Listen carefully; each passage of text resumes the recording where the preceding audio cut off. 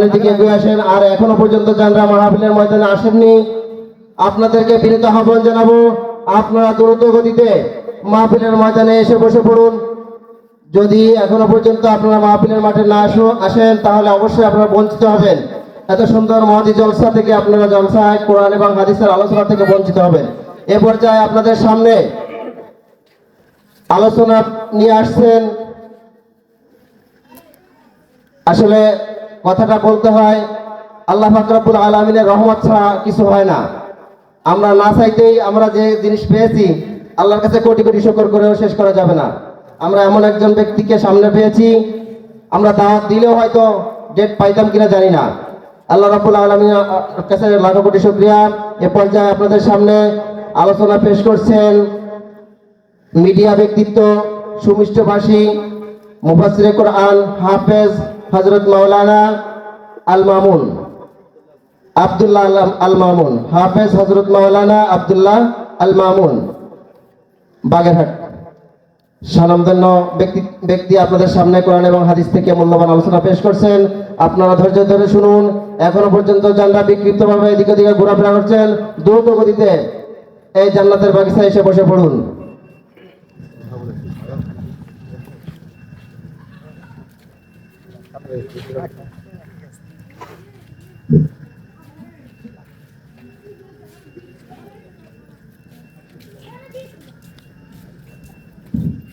আসসালামু আলাইকুম রহমতুল্লাহি ওয়া বারাকাতুহু।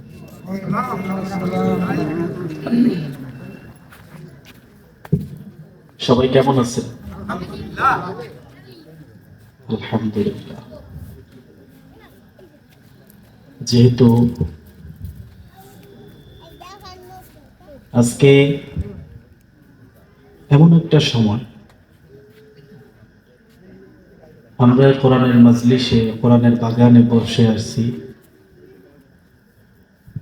যেই সময়টা,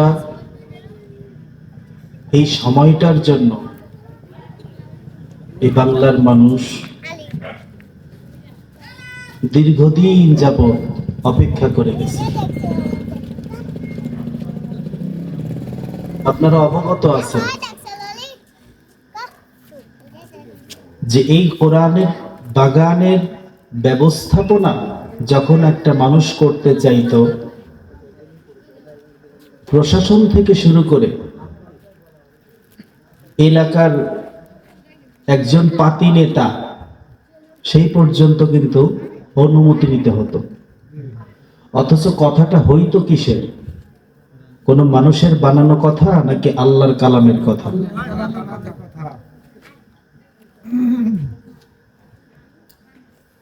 মানুষ চাহে তো কিছু হয় না, আল্লাহ চাহে তো সবকিছুই হয়। তো এই জন্য আমরা এমন একটা সুন্দর পরিবেশ পেয়ে খুশি না বেজার? যদি খুশি হয়ে থাকি, যারা বাহিরে আছি, যারা এখনো ওই মাহফিলের প্যান্ডেলের মধ্যে, এই রহমতের বাগানের মধ্যে এখনো এসে বসতে পারি নাই, অতি শীঘ্রই তারা এই জান্নাতের বাগানের মেহমান হওয়ার জন্য বিশেষ করে বিনীতভাবে অনুরোধ করছি।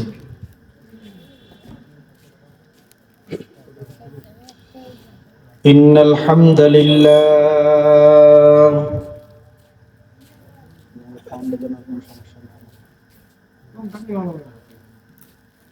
الحمد لله وكفى وسلام على عباده الذين اصطفى أما بعد فقد قال الله تبارك وتعالى في كلامه المجيد وفي فرقانه الحميد।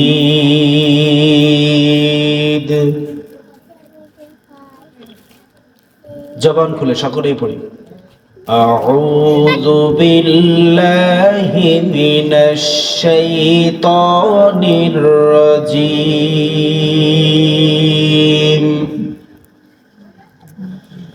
بسم الله الرحمن الرحيم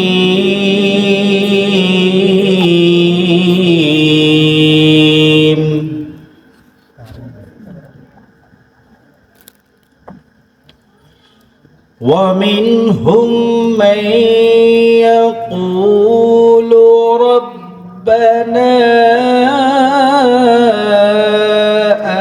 آتنا في الدنيا حسنة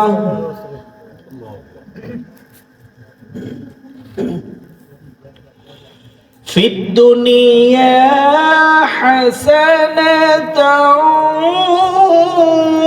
وفي الآخرة حسنة وقنا عذاب النار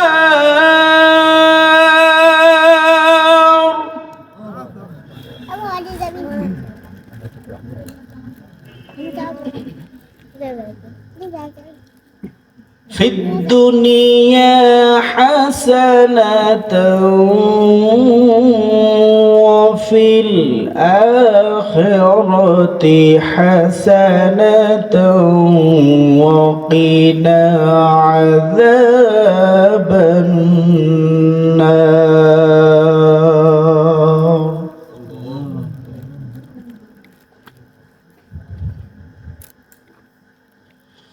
بسم الله الرحمن الرحيم ومنهم من يقول ربنا آتنا في الدنيا حسنة وفي الآخرة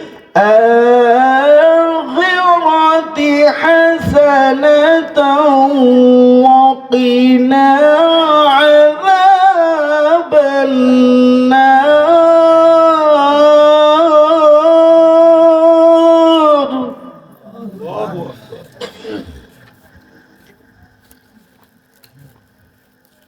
وقنا عذاب النار. صدق الله مولانا العظيم وصدق رسوله النبي الكريم ونحن على ذلك من الشاهدين والشاكرين والذاكرين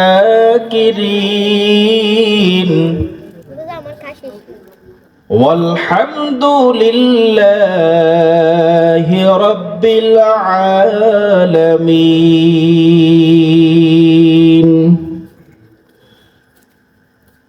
اللهم صل على محمد وعلى آل محمد كما صليت على إبراهيم وعلى آل إبراهيم إنك حميد مجيد.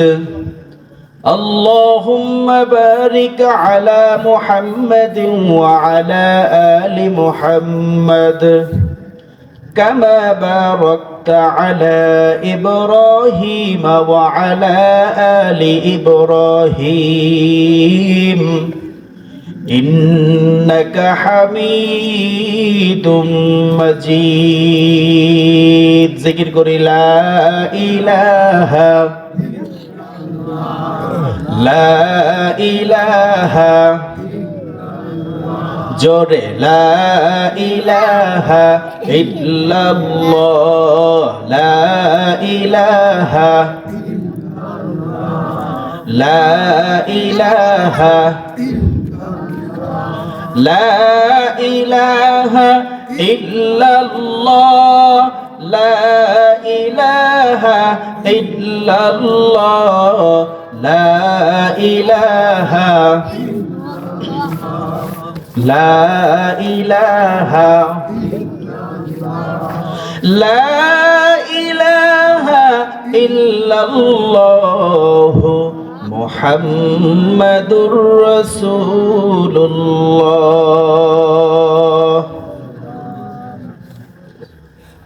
হাতে করো হাতের কাম, পায়ে করে পায়ের কাম, জবানে শুধু বলো হে মুমিন আল্লাহ তাআলার জাতি নাম লা ইলাহা জোরে লা ইলাহা লা ইলাহা ইল্লাল্লাহ লা ইলাহা ইল্লাল্লাহ মুহাম্মাদুর রাসূলুল্লাহ। سبحانك لا علم لنا إلا ما علمتنا إنك أنت العليم الحكيم رب اشرح لي صدري ويسر لي أمري واحلل عقدة من لساني يفقه قولي الحمد لمن قدر خيرا وخبالا الحمد لمن قدر خيرا وخبالا والشكر لمن صور حسنا وجمعلا والشكر لمن صور حسنا وجمعلا فرد صمد عن صفة الخلق بريئون فرد صمد عن صفة الخلق بريئون رب أزلي خلق الخلق كمالا رب أزلي خلق الخلق كمالا لا ضد ولا ند ولا حد لمولاه لا ضد ولا ند ولا حد لمولاه الآن كما كان ولم يلق زوالا الآن كما كان ولم يلق زوالا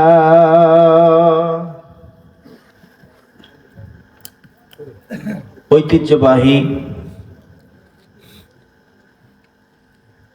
বাগেরহাট মোল্লাহাট দারিয়ালা আজিজিয়া শামসুল উলুম স্বতন্ত্র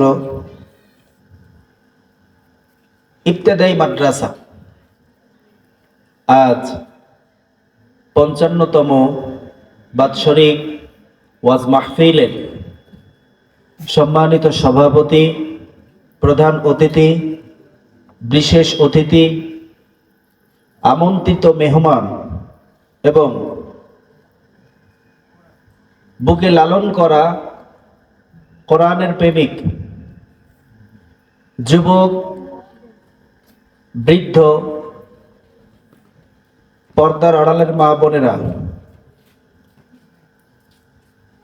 আল্লাহ দরবারে লাখো কোটি শুকর ও সুজুদ যে মহান রব্বুল আলামিন অত্যন্ত দয়া ও মায়া করে ভালোবেসে আজকে এই কোরআনের মাজলিস জান্নাতের বাগানে আমাদেরকে আসা এবং বসার সুযোগ দান করেছেন। এজন্য সেই মহান মালিকের আলিশান দরবারে সকলেই শুকরিয়া আদায় করে সকলেই পড়ি আলহামদুলিল্লাহ। আরো শুকরিয়া আদায় করব, আমি যতটুকু শুনেছি গত 3 দিন যাবত মাইকিং হচ্ছে, মানুষের মুখে মুখে প্রচার, হ্যান্ডবিল প্রচার। এরপরেও সব মানুষগুলা কিন্তু এখানে আসতে পারে নাই। এই এলাকার মধ্যে হাজার হাজার মানুষের মধ্য থেকে আল্লাহ তাআলা তার মনোনীত বান্দাদেরকে বাছাই করে তারই কোরআন শোনার জন্য এই কোরআনের মাজলিসে সুস্থ হালতে হায়াত দান করে আমাদেরকে আসা এবং বসার সুযোগ দান করেছে। এজন্য আরো একবার বলি আলহামদুলিল্লাহ।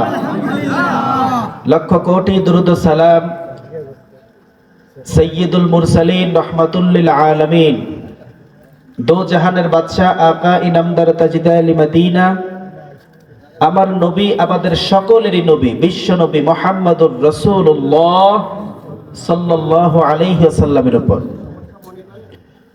আমি আপনাদের সামনে পবিত্র কোরআনুল কারীমের 114টা সূরার মধ্যে সবচেয়ে বৃহত্তম যে সূরা সূরাতুল বাকারা, এই সূরাতুল বাকারার মধ্যে 200 নম্বর আয়াতে কারিমা তেলাওয়াত করেছি।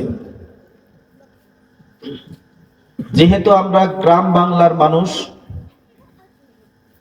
আমরা 5 ওয়াক্ত নামাজ যারা পড়ি, আমি যে আয়াতে কারিমা তেলাওয়াত করছি,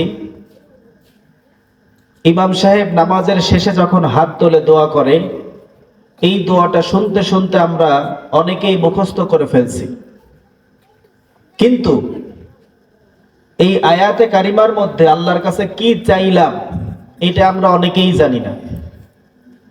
এটা আমরা অনেকেই কি জানি না। এক আল্লাহর বান্দা জিজ্ঞাসা করতেছে যে ভাই আপনার ছেলে মেয়ে কয়জন? বলে 11 জন। ইমাম সাহেব উঠে বলে যে ভাই 11 জন, আপনি নামাজের পরে দোয়া করেন, আপনি শুনি যে খালি পড়েন রব্বি হাবলি মিনাস সালিহিন, রব্বি হাবলি মিনাস সালিহিন। এই দোয়াটা যে করেন তাহলে আপনার সন্তান কতজন? বলে বেশি না, আল্লাহ পাকের মেহেরবানিতে 11 জন। কয়জন? 11 জন। শুধু দোয়া করেই যায়, রব্বি হাবলি মিনাস সালিহিন, হে আল্লাহ তুমি আমারে নেক সন্তান দান করো। সন্তান হইতে হইতে কতজন হইছে? কয় হুজুর এই দোয়ার যদি আমি অর্থ জানতাম, প্রথমটা হওয়ার পরেই বাদ দিতাম এই দোয়া, আর কোনোদিন করতাম না। তার মানে আমরা দোয়া করি, কিন্তু দোয়ার মধ্যে আমরা কি বলতেছি এটা আমরা অনেকেই কি জানি না।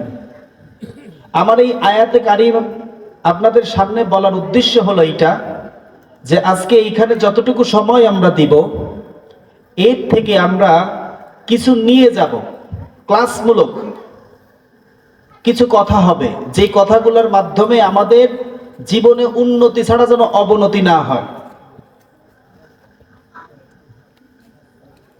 সূরাতুল বাকারা, এই বাকারার মধ্যে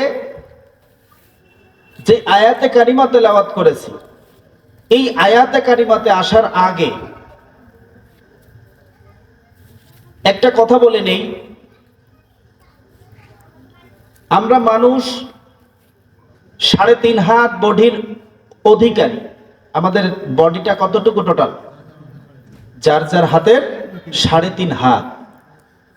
এই 3.5 হাত বডির মধ্যে সবচেয়ে একটা নরম, ধারালো, আবার সবচেয়ে একটা দামি জিনিস আছে। এই জিনিসটার নাম হলো জিহ্বা। এই জিনিসটার নাম কি? সবাই বলি, একটু জোরে বলেন। যার জিহ্বা নাই সে বলার দরকার নাই, যার জিহ্বা আছে একটু জোরে বলবো। সেই বস্তুটার নাম কি? জিহ্বা। জিহ্বা নামক এই মেশিনটা খুবই নরম, এতটাই নরম, ও নিজেও নরম, ওর দিলটাও কি নরম। একটা মানুষ তার এই জিহ্বাটাকে প্রতিদিন সকালে এই 3.5 হাত বডির অঙ্গর প্রত্যেকটা অঙ্গ তার কাছে মাপ চায়। কি চায়? কথা বলেন, আপনারা আমার কথা বুঝতেছেন না? আমাদের বডির প্রত্যেকটা অঙ্গ জিহ্বার কাছে কি চায়? প্রতিদিন সকালে মাপ চায়। কেন হুজুর মাপ চায় কেন? কারণ হলো, একটা ছাত্র যদি উস্তাদের সামনে মিথ্যা বলে আর সেইটা যদি ধরা খায়, তো এই ধরা খাওয়ার পরে উস্তাদ বেতের বাড়ি মারে কোথায়? হাতে মারে। কোথায় মারে? হাতে মারে। কিন্তু অপরাধ কি হাত করছে না জিহ্বা করছে? জোরে বলেন। বাজারে গেলাম, এক লোকের লগে ঝগড়া। এই ঝগড়ার পর ওই লোকের সাথে ফাহেসা কথা বের হয়ে গেছে। বের হয়ে যাওয়ার পর ওই লোক ঠাস করে একটা চড় মেরে দিছে, কানপিট গরম হয়ে গেছে। আচ্ছা বলেন তো, কানপিট গরম হইল অপরাধ কি কানপিটের না জিহ্বার? আমি অনেক লম্বা করলাম না, যেহেতু সময় সংক্ষেপ। মেহমানরা এসে বসে আছেন, তারা আলোচনা করবেন, অনেক মূল্যবান মূল্যবান আলোচনা। আমার ইলমও নাই, আমলও নাই। আল্লাহ পাকের দয়া, মুরব্বীদের দোয়া, আজকে এখানে একটু বসার আল্লাহ পাক সুযোগ করে দিয়েছেন। তো এই জিহ্বা নামক মেশিনটা এমন একটা মেশিন, এই মেশিনটা নাড়ায় যদি কোনো বেঈমান পড়ে, লা ইলাহা ইল্লাল্লাহু মুহাম্মাদুর রাসূলুল্লাহ সাল্লাল্লাহু, ওই ব্যক্তি এই কালেমা পড়ছে কি নাড়ায়া? জোরে বলেন। জিহ্বা নাড়ায়া বলছে। এই জিহ্বা নাড়ায় বলার আগে ছিল বেঈমান, নাড়ায় বলার সাথে সাথে হইল কি? ইমানদার। কি হইল? জোরে বলেন। ইমানদার। অতএব আমরা আজকে এখানে যারা আছি, আমাদের ইমানদার বলে আমরা দাবি করতে পারি কি পারি না? ইমানদার বলে যদি আপনি আমি দাবি করি, তাহলে আমাদের কিছু কর্মসূচি আছে। কি কর্মসূচি? এই আয়াতের মধ্যেই একজন ইমানদারের কর্মসূচি আল্লাহ তাআলা বের করছে। আল্লাহ বলেন, ওয়ামিনহুম মাইয়াকুলু রাব্বানা আতিনা ফিদ দুনিয়া হাসানাতাও ওয়া ফিল আখিরাতি হাসানাতাও ওয়া কিনা আযাবান নার। আয়াতে কারিমা নাজিলের প্রেক্ষাপট। হাদিস শরীফের মধ্যে আসছে, রাসূলের কাছে যখন তার সাহাবীরা যাইতেন, খুব কৌতূহল পেশ করতেন, জাহান্নাম থেকে মুক্তি চাইতো, জান্নাতের আশায় ঘুরত। একজন সাহাবী বলেই ফেলেছে, হুজুর আল্লাহর কাছে একটু দোয়া করেন, যেন আল্লাহ পাক সব বালা মুসিবত এই দুনিয়াতে দিয়েই যেন আমাকে শেষ করে দেয়, আমি পরপারে গিয়ে কোনো আযাব ভোগ করতে পারবো না। এরকম কথা বলার মানুষ আছে না নাই? গজলও বানাইছে, এই কথা নিয়ে গজলও বানাইছে। এই কথাটা বলার আগে একটাবার চিন্তা করে দেখার দরকার, একজন মুমিনের জন্য আল্লাহ পাক কি কি গুণাবলী দিয়েছে, সেই গুণাবলীর মতন কাজ করলেই এই দুনিয়ার থেকে সরাসরি আল্লাহর জান্নাতে যাইতে মাঝখানে একটা বাধা থাকে, শুধু মৃত্যু। এই সাহাবী যখন বলল, রাসূল একটু মুস্কি মুস্কি হাসলেন। রাসূল কি করলেন? একটু মুস্কি মুস্কি হাসলেন। হাসার পর বলতেছে যে, হে সাহাবী, তোমার কি মাথা ঠিক আছে? যেহেতু আমি রাসূল, নবীরা যদি কোনো দোয়া হাত তুলে করে, ওই ব্যক্তির জন্য ওই নবীর দোয়া সাথে সাথে কবুল হয়ে যায়, বলে সুবহানাল্লাহ।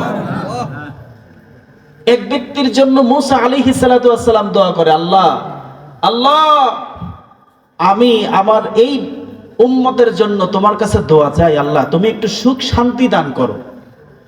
কথাটা বলতে দেরি, আল্লাহ পাক বলে, ঠিক আছে মুসা, তুমি দোয়া করলা, তুমি পয়গম্বর, আমি আল্লাহ তাআলা তোমার দোয়াকে কবুল করে নিলাম।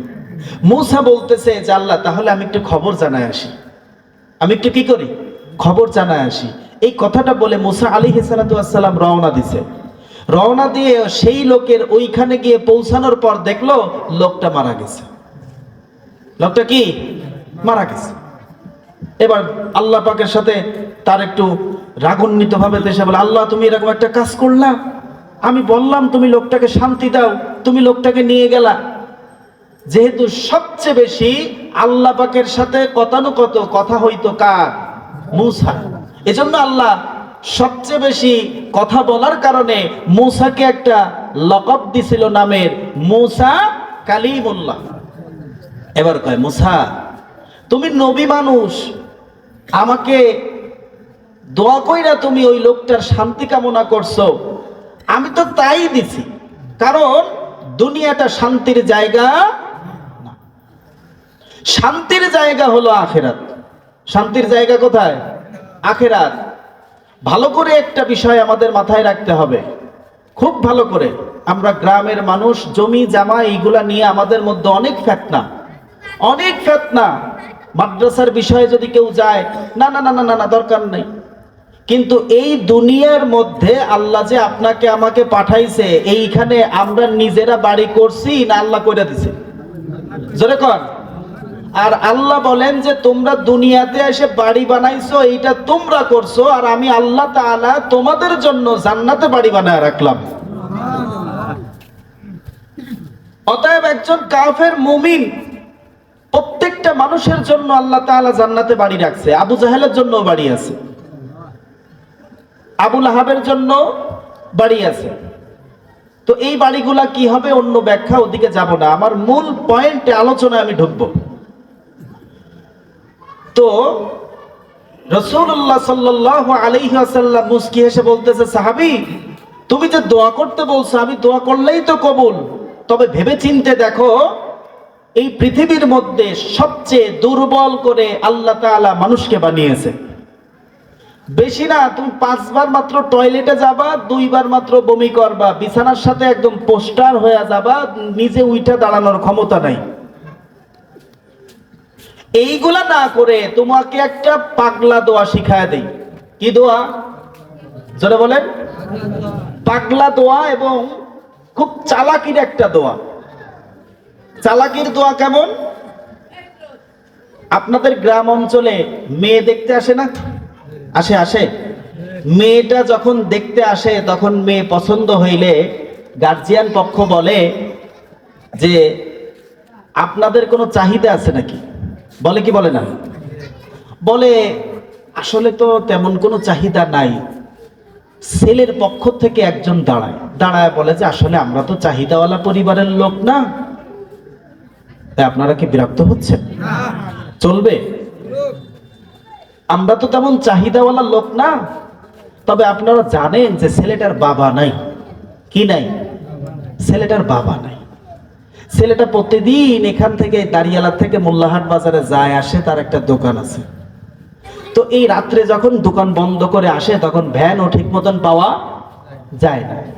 তো বেশি কিছু দরকার না, যদি যাতায়াত ব্যবস্থার জন্য একটা কি হইতো, যেরকম মোটরসাইকেল হইতো, তাহলে খুব ভালো হইতো।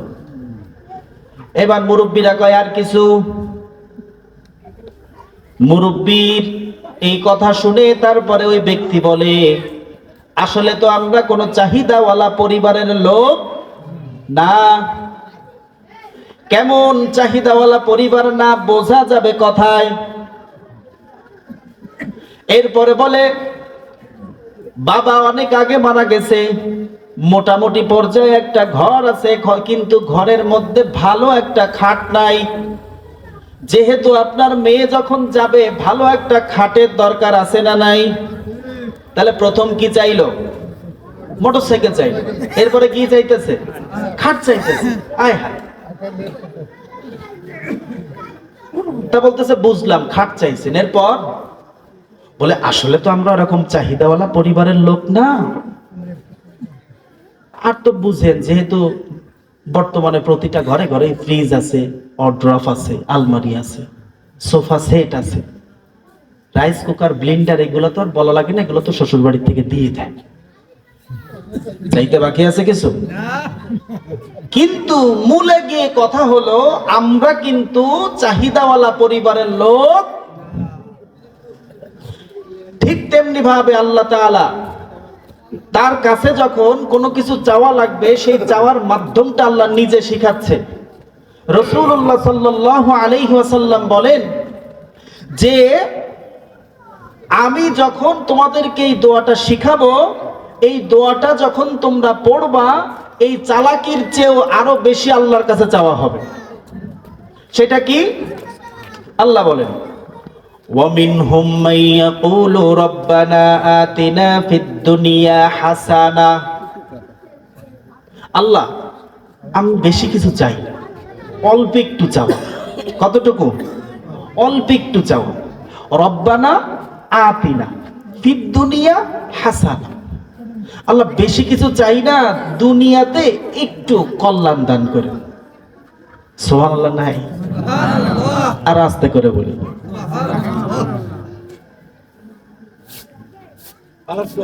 আরো আরো আস্তে করে বলেন।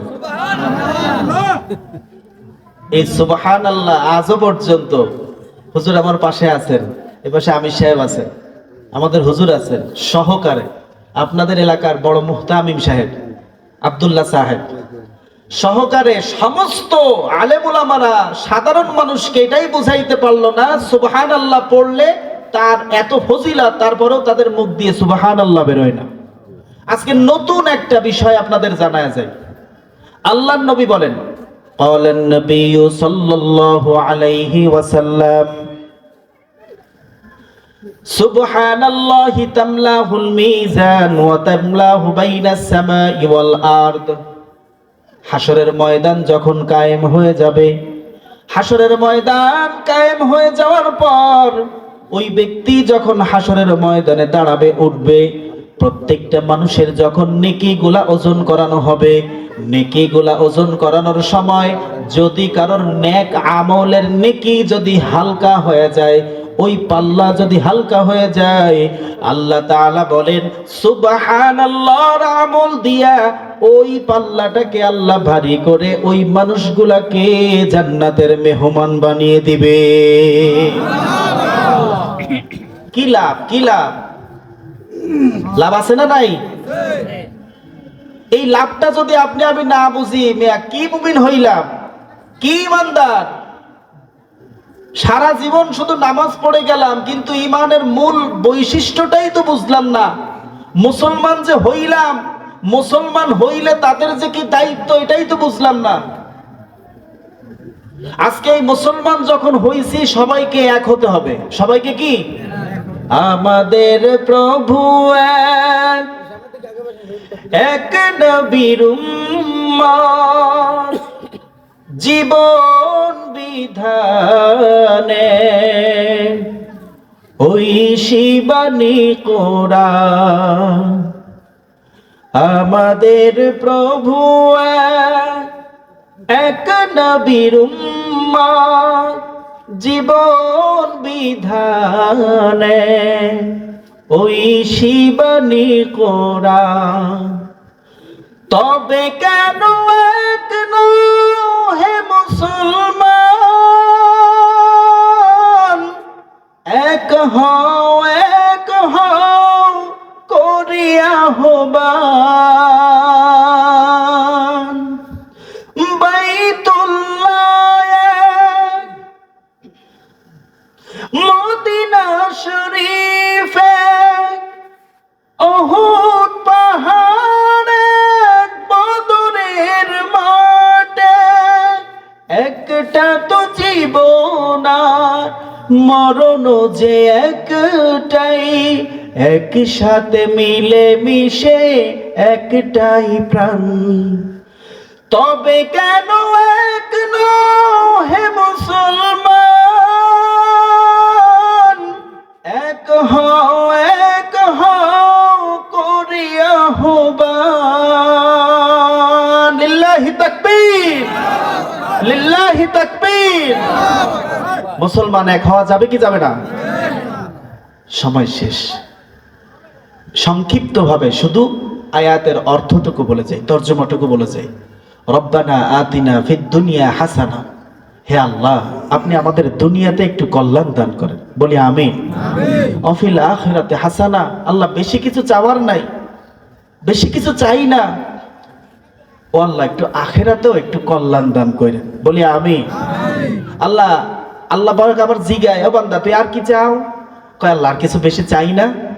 অকিনা আযাবান নার, আল্লাহ তুমি জাহান্নাম থেকে একটু বাঁচাইও, একটু মুক্তি দিও, বলি আমিন। এই তিনটা বিষয় যদি আপনি আমি জেনে বুঝে, এই তিনটা বিষয় নিয়ে আলোচনা করলে 3 ঘন্টা পার হয়ে যাবে, আলোচনা শেষ হবে না। তো এজন্য আমরা যারা দোয়া করি অথবা নামাজ কালাম পড়ি, সবার কাছে এতটুকু দাবি থাকবে, বৃদ্ধ বাবা বলেন, যুবক ভাই বলেন, পর্দার আড়ালের মা বলেন, সবার কাছে এতটুকু দাবি থাকবে, অন্তত পক্ষে আমরা যতটুকু যা পড়তেছি আল্লাহর কাছে চাইতেছি একটু জেনে বুঝে চান, তাহলে নামাজে দাঁড়ায়ও মজা লাগবে। আল্লাহ আমাদের সবাইকে বোঝার তৌফিক দান করুক, সবাই বলে আমিন। আল্লাহ পাক যতটুকু কথা বলছি এই কথাটুকু ভুল ত্রুটি মাফ করে কাল কিয়ামতের ময়দানে আমাদের নাজাতের জরিয়া করে দিক, সকলে বলি আমিন। সুবহানাকা আল্লাহুম্মা ওয়া বিহামদিকা আশহাদু আল্লা ইলাহা ইল্লা আনতা আস্তাগফিরুকা ওয়া আতুবু ইলাইক। আসসালামু আলাইকুম ওয়া রাহমাতুল্লাহি ওয়া বারাকাতুহু।